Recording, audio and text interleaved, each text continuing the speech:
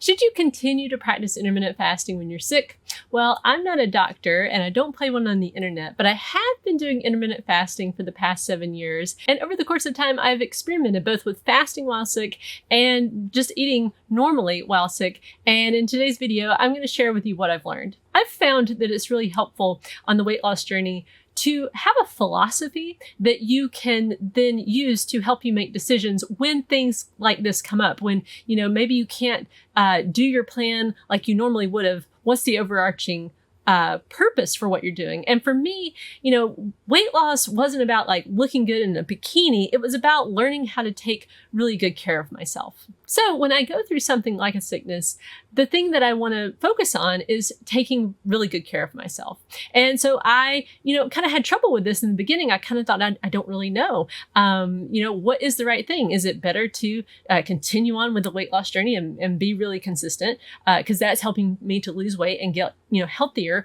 Or is it better to, take a break from it? And so over the course of time, I've tried different things. And I want to preface this by saying, I think everyone's different. I think there are some people who do really well with fasting and they feel best when they're fasting. And I'm one of those people. And there are some people that just don't really do well with fasting, or there may be certain circumstances where their body just doesn't do well with fasting. And it's important to listen to your own body and, experiment for yourself and see what works for you. I've tried it all different ways. And what I found for myself is generally, even when I'm sick, going ahead and doing the fasting that I normally would do generally makes me feel better than if I just kind of like go all out and just eat whatever and all the time. And surprisingly, even doing my 6 miles generally helps me to feel better. Now, if I am feeling too sick to do any of this, I let myself have the day off. But generally speaking, on those days where I'm just like not feeling great, I feel better if I do the fasting and if I do my walk. Now, one thing that makes intermittent fasting while you're sick tricky is that you're just not feeling good and you want to be comforted. And for those of us with a weight problem, a lot of times we find food very comforting. And in the past, we probably used that to comfort ourselves. I know I certainly did. Although I didn't realize I was doing that at the time. But that was a habit I was in, was just eating for comfort. So it can become a tricky thing, like you're trying to take good care of yourself. But on the other hand, maybe you're just eating for comfort. So how can you really know? And what I found is you just can't. You can't really know until you get some space from it. I feel like, it's good to just kind of accept the fact that maybe you're going to do some comfort eating and you probably won't really realize you're doing it until about 3 or 4 weeks later when you get some space from the sickness and you can kind of look back and say, oh yeah, I think I was just kind of, giving myself some slack and doing some comfort eating. But the main thing is just to look at it all as a learning experience. You may look back and figure out like, oh, I could have kept fasting. I would have felt better. Or maybe, you might look back and say, I'm really glad that I went ahead and took a few days off because that's exactly what I needed. Another thing that can make intermittent fasting when you're sick tricky is that you might need medication. The first thing is you may need to take your medication with food, and you might need to be taking medication throughout the day. And so it may just mean that you really can't do intermittent fasting because your medication interferes with that. And if that's the case, again, realize this is a temporary thing. It's only for, maybe a week or two, and then you can get right back to it. Another thing to be aware of is that some medications can really increase your appetite. For example, NyQuil has antihistamine in it, which increases your appetite. And the way this works in my body is that it's not so much that, taking an antihistamine makes me feel super hungry like during the fasting window, but when I do sit down to eat, I eat and I don't feel full. It's really a strange thing. And I'm not meaning to overeat, but in hindsight, a lot of times the scale will fluctuate upwards and I'll realize like I'm just overeating. I'm eating more food than I normally would. On the other hand, medications can mess with you the other way. It can decrease your appetite, which again can make intermittent fasting maybe not the best fit for that time because, especially if you were doing something, say like OMAD, and that needs to be a pretty substantial meal in order for you to get enough calories. If your appetite is just kind of like blah, then it may work a lot better just to go ahead and do, maybe 2 or 3, even, 3 meals a day, maybe not even have a fasting window at all. Just kind of space out your food so that you're getting the right amount. Another thing that can happen that can make intermittent fasting at least mentally difficult is the water weight gain that can happen when you are going through an illness.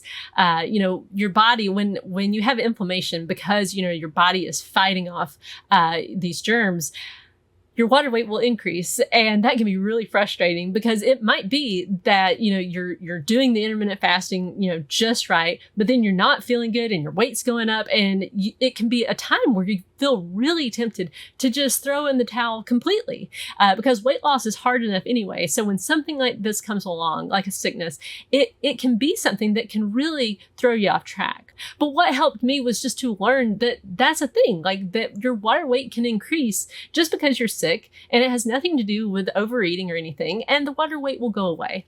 What I found worked best for me was just to continue to weigh and be really stubborn about it, and just to tell myself, I'm doing everything right now. My body's just retaining some water weight, and it'll go away in a few days when the sickness is done and I'm back to normal. And it's super helpful if you keep a written record of all this, so that the next time you're sick and the water weight comes back on, you can just remind yourself like, oh, it's no big deal because I was sick last time and this exact same thing happened. The scale went up by like a couple pounds overnight and it stayed around for a few days and then it left when I got better. One thing that a lot of people who are practicing intermittent fasting deal with is the all or nothing mindset. They get it in their heads like, I have to either obey the fasting window perfectly or not at all. And, I was very much in that mindset in the beginning, but then I realized in 2016, it was better to be laid back about this whole thing.